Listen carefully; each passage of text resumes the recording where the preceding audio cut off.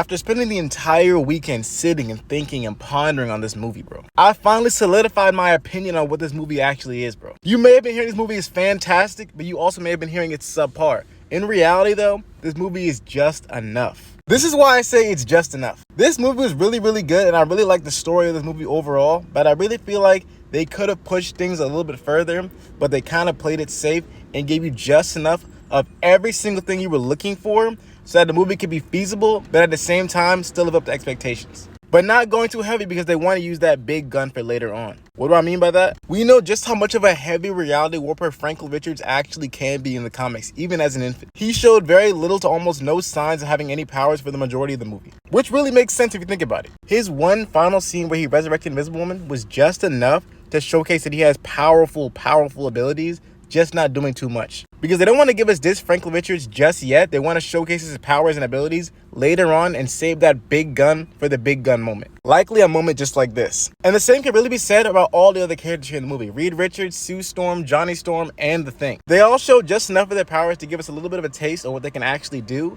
but just not actually going all the way yet, because they want to save that for a later point. They want to give us just enough, just a taste of the Fantastic Four, bro. Meanwhile, for a character that we might not be seeing too much more of, like Shala Bal, she really got a major highlight scene in the movie, multiple highlight scenes actually, that showcase all her powers and abilities in the most meaningful way possible. They didn't give us just enough of her because we're probably not going to be seeing her ever again. Likely getting a different Silver Surfer in later movies. But obviously the same Galactus, because as you know, Galactus is a multiversal constant. He has no variant. There is only one Galactus across the entire multiverse. Which is also why we didn't see Galactus at his full actualized potential, because he really has a lot that he can really do. He just didn't really showcase too much because he's not really too pressed right now. It really makes this movie feel like they really held back just a little bit, but I can honestly understand why they did, bro. Which really reinstates the fact that they really held back on everyone in this movie. They really put a cap on everyone so that they could still all be fantastic, obviously, but they still wanted to make sure they have actual potential for later movies. They didn't want to shoot all their guns all at once. So if you're feeling underwhelmed about the movie, honestly, that makes sense, and it's for a good reason. This is our first time seeing the Fantastic Four, and they have a lot in store for us, obviously, considering the fact that they're going to be jumping to the 616 universe pretty soon.